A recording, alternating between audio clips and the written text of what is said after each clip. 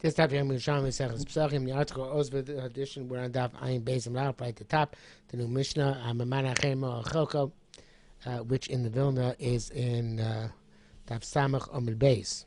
Also the Mishnah.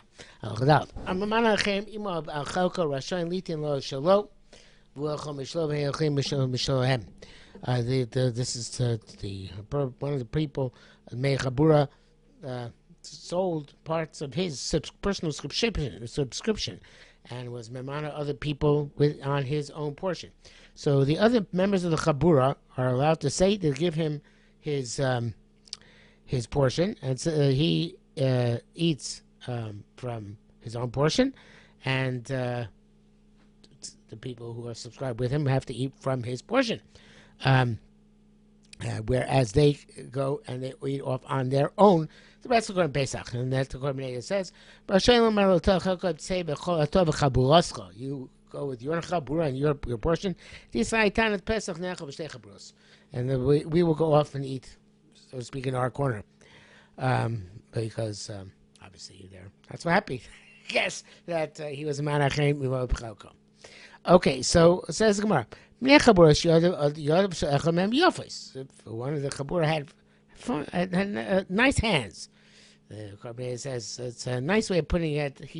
Putting it that he grabs stuff and he is a glutton.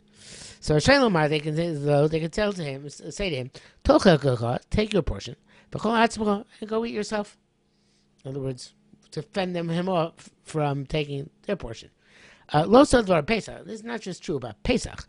Also, sinbo. They made a sinbo, which the Korban says some sort of agreement, some sort of eating club, and they made a sinbo over there.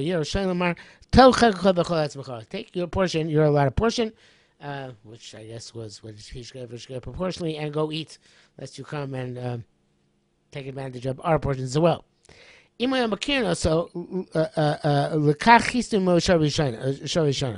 So if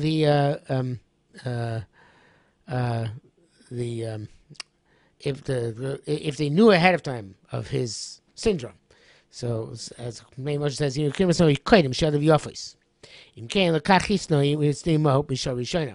so evidently when they added him onto their chabur or the symbol, so they accepted him on the assumption that he was a glutton. And they agreed tacitly and implicitly this. And then they can't say to him, go take your portion and go eat by yourself, because they were mishtatev with him to begin with, knowing that he was likely going to take more than his portion. Ravuna said, so he says Pesach. He said, I'm doing this on the condition that nobody else should be subscribe with me. Then nobody else can subscribe to him. He fishes stam, if he's set aside generically without making any specification about limitations. He can be makabel any minui that he wants to be makabel afterwards. Now the Pnei Moshe says,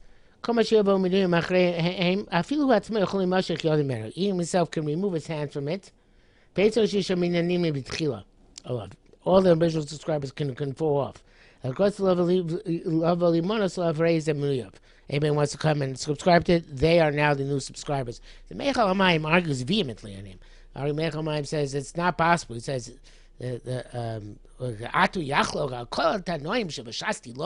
so Praktas Yerushalmi with the Sefta, Prakzayim, Mechilta, Bekulu, Spirlu, also the Nias and Pesach Blue, Bayim Cloud. There's no time when the Pesach can be left without any owner.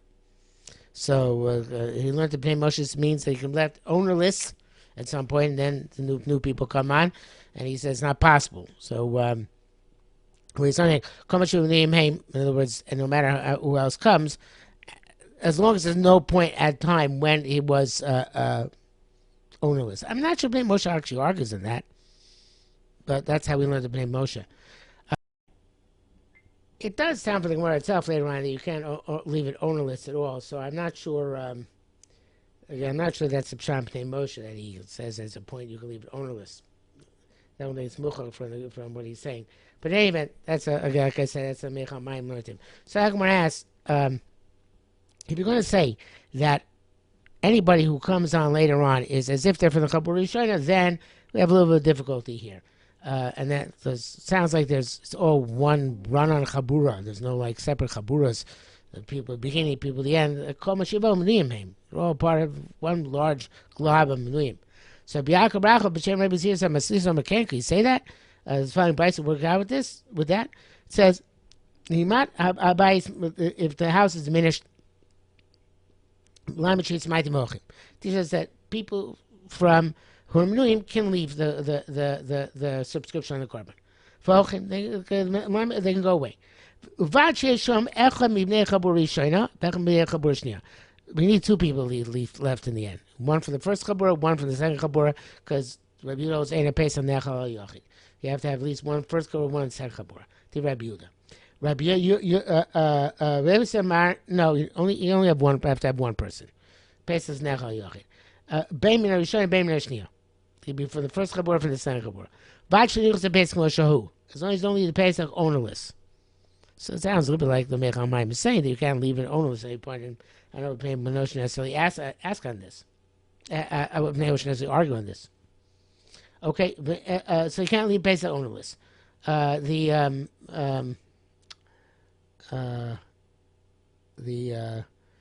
Just to make clear, I don't know if it makes any clear. I have an underline, so I'll read it. It says, there when it was purchased, who come later on, the Kasav Rabbi Yehuda, so you can't be an individual. See, one first Chabura, one second Chabura, and Rabbi Yossi's Bein Min Rishon, Bein Min Shniya, the Kasav Rabbi Yossi, Sheichnis the Pesach al Yachid. It could be, you can store a case of Yachid, Kamosha, who you can't leave a Kamosha, below Bailim. Right, so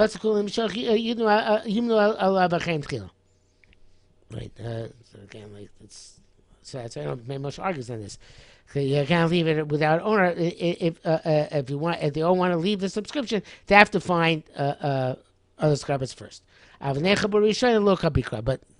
There's no kpeda that the Bnei Chabura still stick around. Can you say from the Chabura Shniya? But if you're going to say in Tamar, so Kol Mashiach Minuyim. Like Berchuna said, anybody comes later on is to be a monui. It's all one glob of menuyim, so to speak. Right?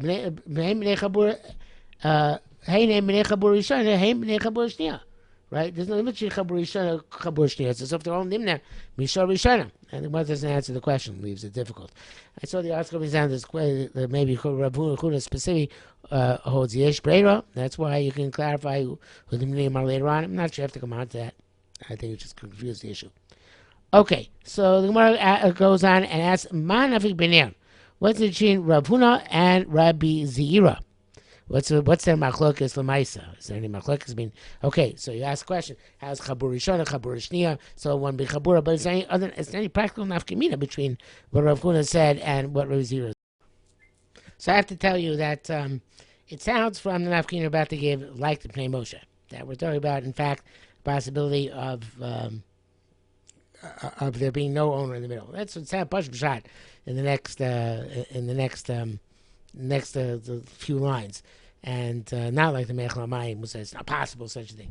According to Mechel Hamayim, you have to say the whole nafkamina specifically according to Rabbi Yehuda Shita. You need mina chabur rishon, mina chabur shniya. I'll first explain going with the Bnei Moshe. That's possible to have an ownerless time. Again, a way the Mechel Hamayim understood the Bnei Moshe, and maybe that's like what he's saying. And then we'll try and explain it according to Mechel Hamayim. So the Gemara says, what's nafkamina? My name, Hivish Pischo. Says that Pesach. Umasha Yirado. He removed himself, and there's no bailing. No money. V'nim na'achrimo. Now somebody else was nimna with him on the Korban Pesach. I guess even though he's still not, he was Moshe Yirado, he still has some or authority over it that he can now be mona somebody else. So he's still like an owner, but not a money in some way, shape, or form. So he's not money. There's time when he's no money whatsoever. So if it's and then he took somebody with him. So Al Daita Rav Huna kosher. According to Rav Huna, it's kosher because he was even though it was time without an owner, but whoever come without a money, when later on they're menuyim, so then it's as if they're menuyim b'shar rishona. There was no time without when there was no money. Whereas al daite the Rav Zira puzzle. Rav Zira's puzzle because there was a time when it was there were no menuyim, right? The time when there was nobody there, and therefore or shnia, right? There was no, so therefore it'd be puzzle. So because again, according to him, we don't say that whoever came later it's as if they're for the being with. So there's a gap, and the gap puzzles it.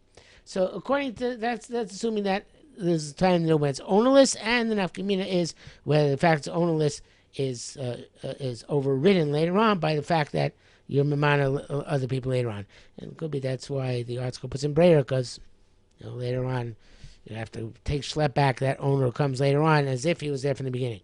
According to the Mechal Mayim Shat, that there's no can never be left ownerless completely. In other words, can never left without any money whatsoever. Because it came to London, so I just said before, it may be distinguished between a bailim and a money.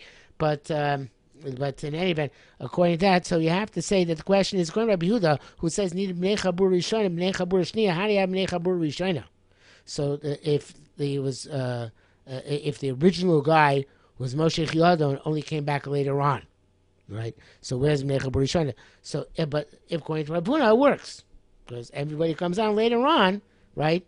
It's as if they were there in Mishar Rishona, right? And therefore, it's as the problem of Bnei Chabur Rishona, Bnei Chabur Shnia. You have Bnei Chabur Rishona, Bnei Chabur Shnia because they're all there as if they're from the beginning. So it's not a problem, right? Okay, but so they all consider Chabur Rishona, Chabur Shnia. Of course, they had the question before. So what's Rishona Shnia? That question never answered, but we have somebody who was there from the beginning. So that's the way to read it. So this says. And then somebody else is nimna with him at the end. So now that second guy is from the second chabura. He can be from the first chabura. Al daita Rav Huna kosher, right? Because he came back. He's from the chabura rishon and he came back again. And now we have the second guy from the chabura shnia.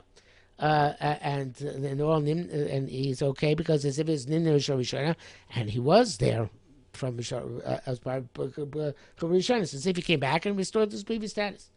So according to Al Daita Rav Zira is possible because it's not as if he's in Mishra Rishon. He's only nimna from the time he comes on again, and when the time he comes on again, okay, there was no gap because he was a man of somebody else, and then he came back, and that other guy was a man of him, but back again, but he's still only Bnei Chabur Shnia. So there's nobody Nechal B'Rishon. According to Rabbi Yehuda, says need both Nechal B'Rishon and Chabur Shnia. How do you have from both Chaburas? So that the Rabbi Zira apostle. Now, regardless of whether you learn that there was a pyramid with no owner, or there was no pyramid with no owner, there's a fundamental difference between Rav Huna and Rabbi Zira, which comes up the next nafkamina. According to Rav Huna, anybody comes on at any point in the Korban Pesach, is all going to be as if it's Nimna B'Shar Rishona. Just, of course, you had the question for how was Chabur Rishona, Chabur Shnia, which you never answered. But it's all considered B'Shar Rishona. So, as long as you end up at some point with more than one money, so it's as if there was more than one money from the beginning, retroactively. That's the way Korban Pesach works. Whether you throw in prayer or not, since the Korban Pesach is punchable until the Shah Shchita, anybody who comes on as if they're there from the beginning. Say it's tonight, Sinai, Lichtin Korban Pesach, not the Algomain Dina Breira, not the way they Breira, but whatever you're going to say, they're all considered to be there Mishar Rishona. That's Koma Shiavo Menuyim. According to Rab Kuna, that's not true, it's staggered. They as they come on. Originally, there was one guy, and then you later on add more people. And that's why, of course, there's Chabur Rishona, Chabur Shnia, because it is staggered. It doesn't all work with Rishona. So now, in next Gemara, that's a big nafkamina. And we're going to switch around. The Baz does not change with the Girsa. Others not change around the Girsa, but the Carbonata does, and Chaim, I think, does as well, and the Art Scroll does.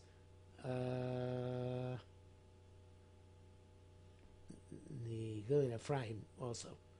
Yeah. So it says Korban Gilin Ephraim do change it. I think Ephraim does also. And not the Moshe and Baz leave it the way it is. So, but we're going to go with the Korban so Al Daite to Rabbi Zira. Not Korban Avuna. Daite Rabbi Zira Hekta Shochidu. At the beginning, it's Hekta Shochid. Then you add other people in. Hekta Shochid does it more. So, therefore, as long as it's an individual, one person set aside, then as long as there's only one person, it's Hekta Shochid. And therefore, it can make Tamura. The fact that Miriam come on later on, it's Panim Chadashes. The beginning was Hekta Shochid. Al Daite Rabbi Huna. Rabbi Huna, since Omri Mishor Bishoina, again, we switch around here to Rabbi Huna. Al Daite Rabbi Huna, Hekta Shutfim was. It was Hekta Shutfim from the beginning. Then Hekta Shutfim was the Tamura. And therefore, there was no possibility to Tamura. Whatever Tamura he made, not Tamura, because it's Hekta Shutfim. Now, there's a lot of lumdus you can put in here. Because still Korban Avuna, but Lamaisa, if you start off as a Yachid, okay, later on, but what about in the middle, before you add on people? But he's saying, the Gemara's not obviously not getting that. But he's saying, if the end was Shutfim later on, Igloi Milsam Afreya, that it was never the Korban Yachid, and therefore it's not possible to be Tamura. Okay, so the that's one nafkamina. The other nafkamina is Nimela Me'ab Adam Kachas. What a bunch of people joined at once. So the I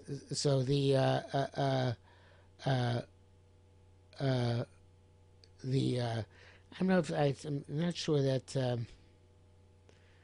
not happy with the Kachas here. Let me think about that a second. Yeah, so the article brings down the Nir says it's Lav Dafka, and the Gilin Ephraim Taka changed his Girsa. He changed it to Nir Me'am Zecher Zeh. That makes sense. Even Zecher Zeh, it's a little bit fudgeable, but let's do it like that. Nir maybe other Zecher Zeh. It doesn't matter, it's as if they're all there from the beginning. So therefore, Yesh Kazai Koach V'Echad Kosher. If each one has a Kazai, it's kosher. If not possible, it's not possible because it's as if they all came with Asachas, even though they came with Chazechas. Because all they've said them doing mitchila, and each one has to have a Kazai. If they have less Kazai, nobody's minute works. The whole thing falls apart. I remember Zira said, "Mokum sheyesh Kazai kol echad v'echad." No, if it's Zechazeh and they staggered, and there were 95 Kazaisim. So the first 95, they're named that. It's the last 5 which get bumped. As those, it doesn't all go back to Shor Rishona. It's staggered, right? So Malcolm Sheesh decides kosher up to the time that they're to place which each one of the guys kosher. V'la puzzle, and afterwards it becomes puzzle. Last 5. But Tani came. We learned the price like this. Nim love chosav and nim no love. I'm Malcolm Sheesh decides mem kosher v'la puzzle. Okay, it works out very well. Okay, halacha. Zav shirash te rios. Zav who saw 2 rios, so he doesn't require korban. He just becomes Torah automatically at the end of his 7th day, after he goes to mikvah. Shachtin love b'shvi. You can shecht on the 7th day. If the 7th day comes Erev Pesach, you can shecht. Shalosh, he said 3 rios, so he has to be a korban. So yeah, then Shalosh Shmini, you only bring a korban the 8th day after the 7 days over. So you only shecht him on the 8th day.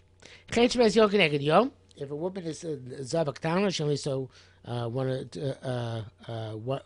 day, and 1 or 2 days with, and so then she can go to the mikveh the next day. So then shachan l'biyam sheni, shachan the next day. Rosh tehi yomim, 2 days. Shachan l'bishlishi, shachan on the 3rd day. Right, obviously, as a zava, but if she is a zava gedola, she has to bring a korban. So then you have to shecht on the Shon B'Shmini. You have to wait till the 8th day. Okay. Says Matanya Rebbe Chia. Rebbe Chia taught Nida Shon B'Shmini. A woman's Nida, you can shecht for her on the 8th day, even though she goes to mikvah after the 7 days over, but she goes on at night. And she goes at night, and she's not already kachim until Harab Shemesh the next day. right? So she's Torah l'baylo that night. She goes to mikvah. She's not Torah for kachim until the next night. So therefore, you can only shecht for her if she already went to the mikvah the seventh night, and the next next day you can shecht her on the eighth day. She can eat that night after Harav Shemesh. So neither the neither shecht lebeshmini, a boil nida shecht lebeshvi, but a boil nida somebody had relations with the nida, and he's allowed to go to the mikvah during the daytime. And therefore, he can go to the mikvah during the seventh day, and he can eat that night, and therefore he can shave on the seventh day. Rabbi Yossi said, "A bol nida is not like a nida herself. That a nida is not Torah until after nightfall, and then she still needs Harib Shemesh the next day. And the bol nida actually go to the mikvah during the day, and he can eat the kachim that night. So even the times when it says that a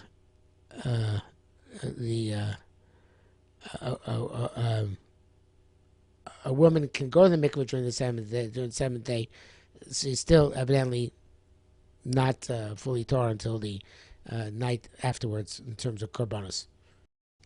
I'm going to take that back. I just thought it through in my mind.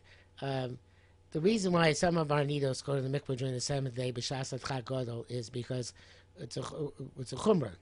Where the whole reason because we're wearing shim nakim, so therefore it's wearing shim nakim al zava. So therefore she's really should be able to go to the mikvah during the day because she's a zava.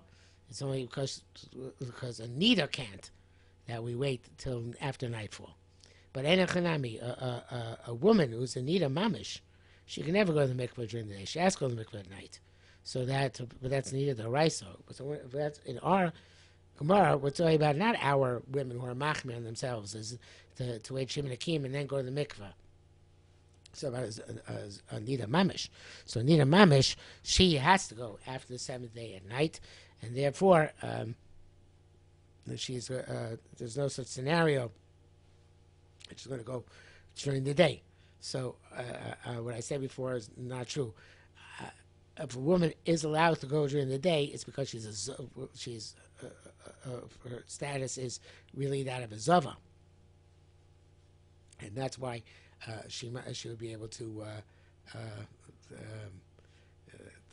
If there was no Mechusar Kippurim issue, she'd be theoretically allowed to eat kosher at night, but it's not going to work anyway because she's Mechusar Kippurim. She has to wait till the next day, to the eighth day, and when she's still bringing korban. But so the if she's in actual need of the oraisa, so then she has to go and make her night. So anyway, she can't do it to the next night anyway. So so again, the argument said about neither the oraisa, where she's going to the mikvah on the same day after she starts seeing blood, after she stops seeing blood, after she starts seeing blood. Therefore, she has to go at night, and she's not. But she needs Harav Shemesh on the next day. A zava could theoretically go during the day, and she would be good to go that night. But by Saba Gedoyla, she has a different problem, which is she had saw 3 times, had to wait Shim Nakim.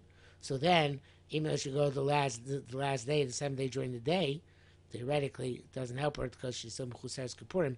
She has to wait till the 8th day, like our Gemara said, when she, like the Mishnah said, when she could bring the korban that day, and then she could eat the korban based on that night.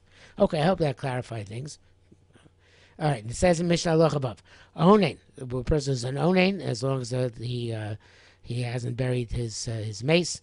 During the Onain during the day is the Raisa, Onain at night is the Rabbanan. Vamfakech Begal, and somebody who was removing avalanche to see if there was a person who was dead or not underneath, to try and save him. Chemish was promised that he'd be released from prison. And all these things are Erev Pesach. Erev Pesach, and he's a Mefakeh Pesach, and they took him out of the base. So promised Erev Pesach. V'chole v'zokein, and a chole, a person who's sick, or a zokein, a person who's old.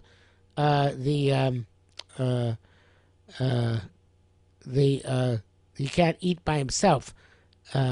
I'm sorry, they can't eat a kazais.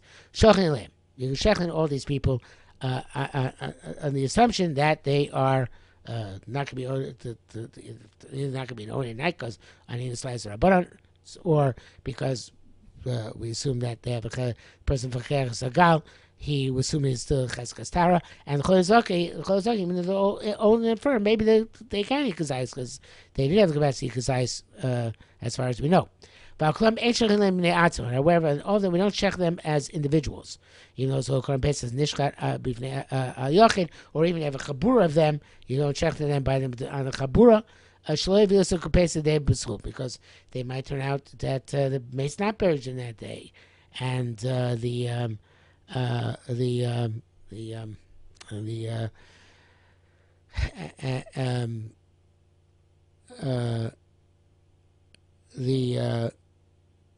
actually, that's not the case because I need to slide those rabbanon even if you don't burn the mace, because Korban Pesach says he might become tomate on account of the mace because of his Torah and burying him, and the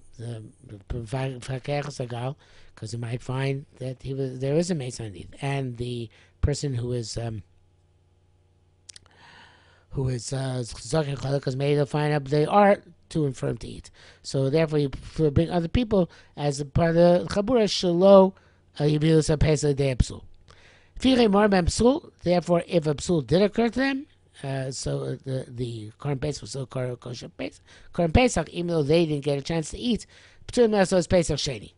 The apartment make Pesach Sheni. Chutzim Fakir Sagal, except for the Fakir Sagal, and he found a mace underneath. Shehoya Tami Tchilaso, because you didn't know he was Tami, but he was Aliv as Tami at the before to begin with. Okay, I think that brings us to the that brings the end of the mission. Brings us to the top of Ayin Gimel Amud Aleph. So we'll stop here for today.